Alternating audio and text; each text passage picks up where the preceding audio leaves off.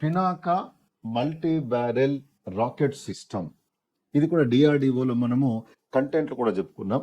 అయితే ఆ Pinaka multi barrel rocket system అనేటువంటి ఆ క్షిపణి వ్యవస్థ ఏదైతే ఉందో అందులో సరికొత్త అధునాతనమైనటువంటి సాంకేతిక పరిజ్ఞానాలను జోడించి ఇటీవల దాన్ని డిఆర్డిఓ వాళ్ళు విజయవంతంగా పరీక్షించడం జరిగింది. మనం గతంలో చాలాసార్లు చెప్పుకున్నాం ఏంటంటే డిఆర్డిఓ కానీ ఇస్రో కానీ లేక అణుశక్తి డిపార్ట్మెంట్ కానీ ఎలక్ట్రానిక్ డిపార్ట్మెంట్ కానీ ఏదైనా కావచ్చు, బయోటెక్నాలజీ కావచ్చు, ఇంధన రంగం కావచ్చు, పరిశోధన రంగం కావచ్చు, ఏదైనా కావచ్చు, ఒక టెక్నాలజీ వచ్చిన తర్వాత అక్కడితో ఆగకుండా దాన్ని మరింత సమర్థవంతంగా మార్చడానికి కొరకు నిరంతరంగా పరిశోధన జరుగుతూనే ఉంటుంది. అందులో భాగంగానే Pinaka multi barrel rocket system అనే దాన్ని కొన్ని దశాబ్దాల కిందట రూపొందించారు, భారత సైనిక దళాలు ప్రవేశపెట్టారు. అందులో మరింత అధునాతనమైన మార్పులు చేర్పులు చేసి ఇటీవల దీన్ని విజయవంతంగా పరీక్షించడం అనేది జరిగింది.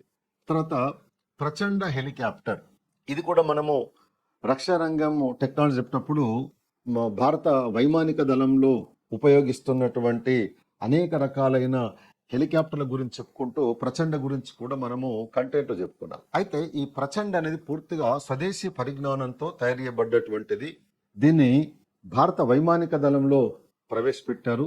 ఈ ప్రచండ ఏదైతే ఉందో యుద్ధం జరిగే సమయంలో సైనికులకు, యుద్ధంలో పాల్గొనేటువంటి సైనికులకు కావలసినటువంటి ఆయుధాలను చేరవేయడము, కావలసి వచ్చినప్పుడు వాళ్ళకి అన్ని రకాలైన మద్దతును అందించడానికి కొరకు దీన్ని రూపొందించారు.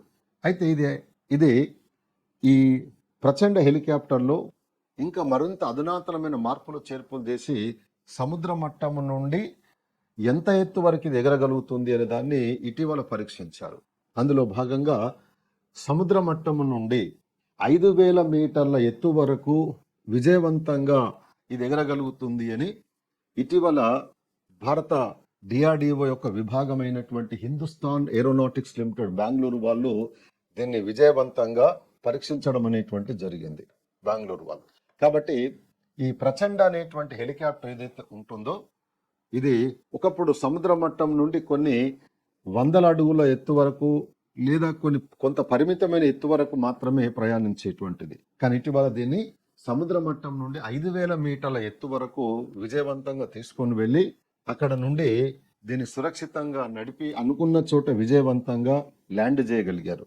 కాబట్టి దీనివల్ల భారత వైమానిక దళం యొక్క అంటే మన రక్షణ రంగం యొక్క సామర్థ్యం అనేది మరింత బలపరచడం అనేటువంటిది జరుగుతూ ఉన్నది.